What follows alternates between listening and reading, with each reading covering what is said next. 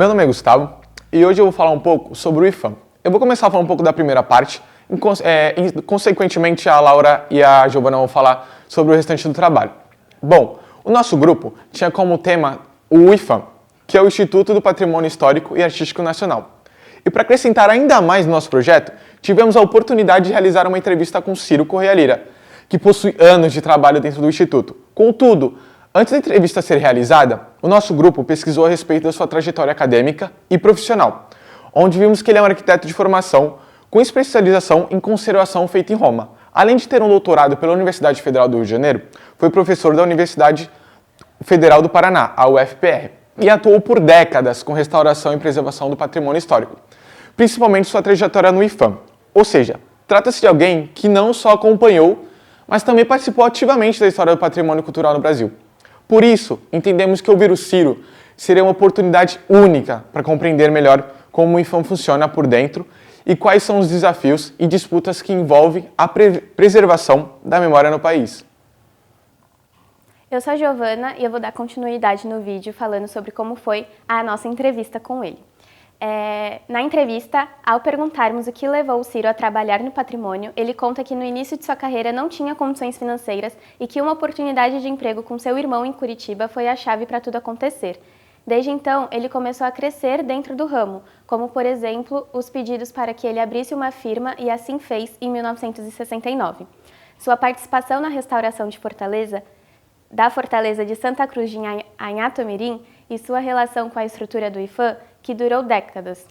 Entre os trabalhos mais relevantes de sua trajetória, Ciro mencionou a restauração do Paço de Curitiba, explicando também como o patrimônio precisa de uso para sobreviver, como no caso do Paço de Curitiba, que passou a ser um centro cultural depois de restaurado.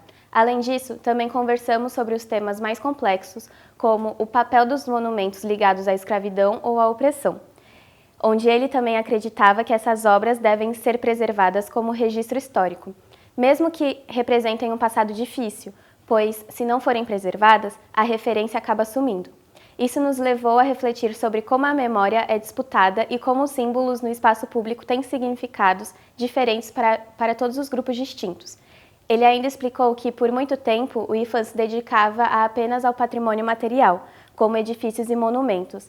A valorização do patrimônio material, como festas, saberes e tradições populares, só começou de fato décadas depois.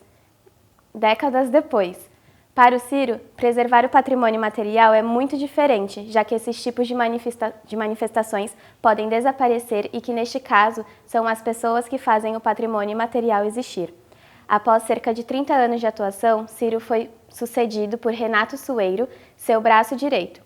Nesse período, foi criada uma Fundação Cultural do Patrimônio, que era o órgão executor, e essa fundação entrou em contato com ele para contratá-lo. E desde então ele passou a atuar nesta Fundação Cultural, Pro Memória. No Sul, sua empresa seguia ativa, embora não estivesse vinculada diretamente a nenhuma instituição. Bom, como minha opinião da entrevista, eu achei que ia ser muito diferente. Achei que ia ser mais focada no IFAM em si, mas não. Na hora foi muito tranquilo, foi um bate-papo mesmo. Assim, ele falou sobre a vida dele, sobre como que foi o processo para ele. Não foi só focado no IFAM, o que deixou a nossa entrevista bem mais leve. Eu sou a Laura e eu vou falar um pouco sobre as conclusões da nossa pesquisa. Bom, e podemos ver então que a entrevista com o Ciro foi essencial para o nosso projeto. Uma pessoa com tanta bagagem profissional e cultural nos permitiu ver com mais profundidade e clareza o papel da preservação cultural nas relações sociais, políticas e até mesmo identitárias no Brasil.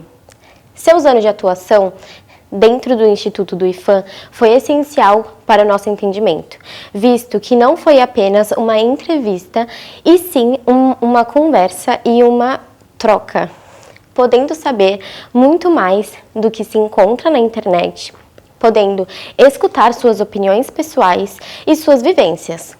No final, ficou claro para o nosso grupo que preservar a memória não é apenas o ato de conservar as estruturas antigas, mas também de garantir que elas tenham sentido para a nossa realidade atual.